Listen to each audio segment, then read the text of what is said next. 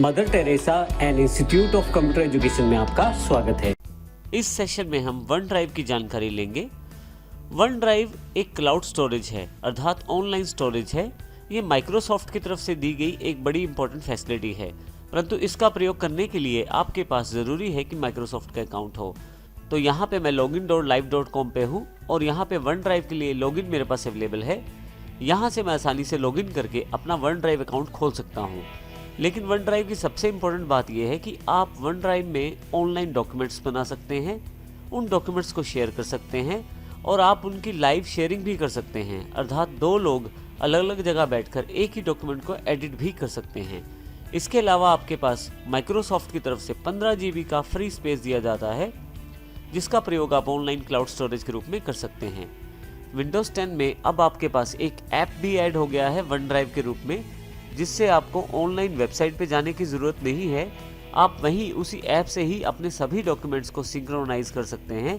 वे सभी डॉक्यूमेंट्स जो one drive पे हैं उनको एक्सेस कर सकते हैं, अपलोड कर सकते हैं, डाउनलोड कर सकते हैं। तो आइए वन ड्राइव के बारे में हम पूरी जानकारी लेते हैं। जैसा कि मैंने पहले जानकारी दी, वन ड्राइव का प्रयोग करने के लिए आपके पास माइक्रोसॉफ्ट का अकाउंट होना ज़रूरी है। तो आइए सबसे पहले मैं यहाँ अपने माइक्रोसॉफ्ट अकाउंट से लॉगिन कर लेता हूँ। यदि आपके पास माइक्रोसॉफ्ट का अकाउंट नहीं है तो भी आप आसानी से इस माइक्रोसॉफ्ट के अकाउंट को बना सकते हैं। यदि आप नीचे दिए गए साइन अप नाउ के लिंक पे क्लिक करें, मैं इसको नई टैब में खोल लेता हूं। आप यहां पे अपनी वर्किंग ईमेल आईडी, एक पासवर्ड प्रोवाइड करवाकर आसानी से अपना अकाउंट क्रिएट कर सकते हैं माइक्रोसॉफ्ट वेबसाइट पे। मैं अभी यहाँ से इसे क्लोज कर देता हूँ। और यदि आप स्काइप, आउटलुक, हॉटमेल इत्यादि सर्विसेज का पहले से प्रयोग कर रहे हैं तो फिर आपको किसी भी तरह का नया आईडी बनाने की ज़रूरत नहीं है। आप पहले से बने हुए आईडी का प्रयोग यहाँ लॉगिन करने के लिए कर सकते हैं।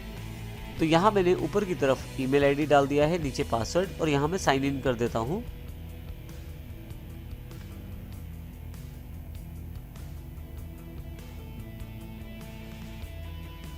देखिए मेरे पास मेरा वन ड्राइव अकाउंट अवेलेबल हो गया है।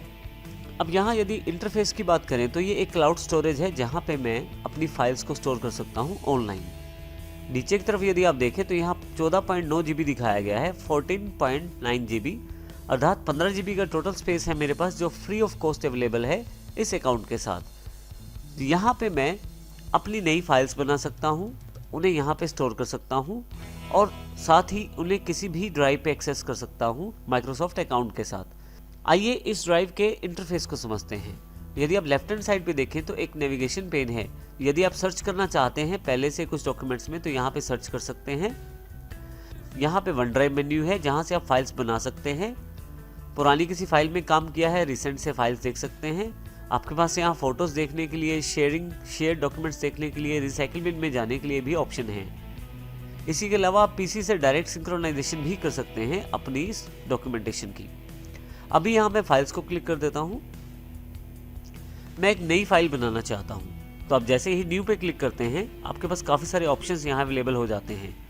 आप ऑनलाइन फोल्डर बना सकते हैं, डॉक्यूमेंट्स बना सकते हैं, Word, Excel, PowerPoint, one notebook और एक्सेल सर्वे।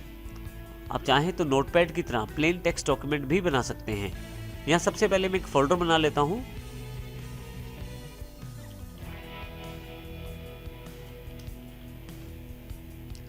इंपॉर्टेंट फाइल्स के रूप में और क्रिएट कर देता हूं।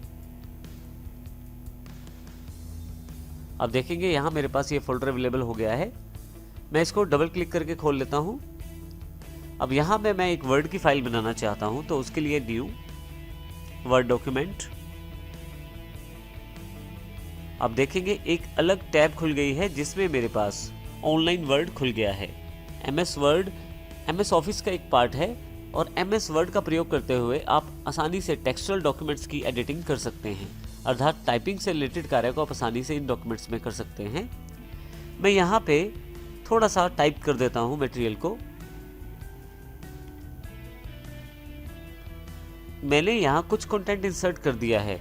अब मैं यदि से सेव करना चाहता हूँ तो बस यहाँ वन ड्राइव पे क्लिक करना है। मेरे पास ये फाइल ऑटोमेटिकली सेव हो जाएगी, इसको मुझे सेव करने की आवश्यकता नहीं है। जो भी काम मैं वहाँ ऑनलाइन कर रहा हूँ वो ऑटोमेटिकली सेव हो रहा है।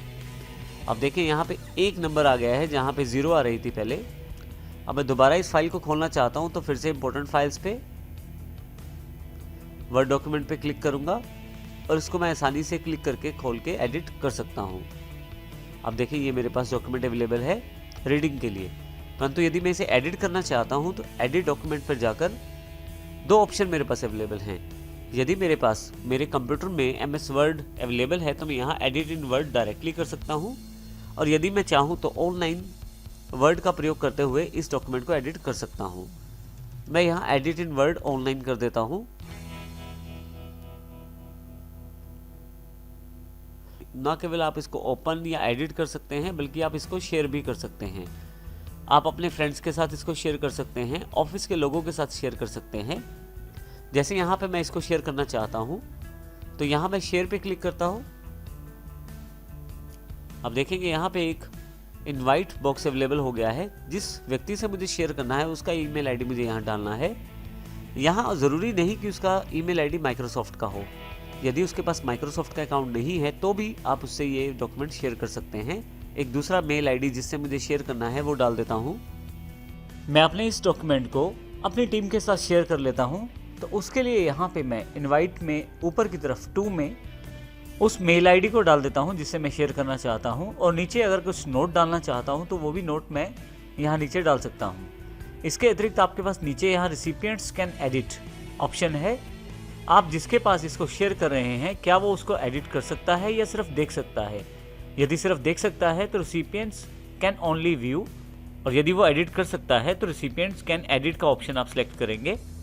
इसी तरह से यहाँ नीचे की तरफ आप ये बता सकते हैं कि क्या उसके पास माइक्रोसॉफ्ट का अकाउंट है या नहीं है।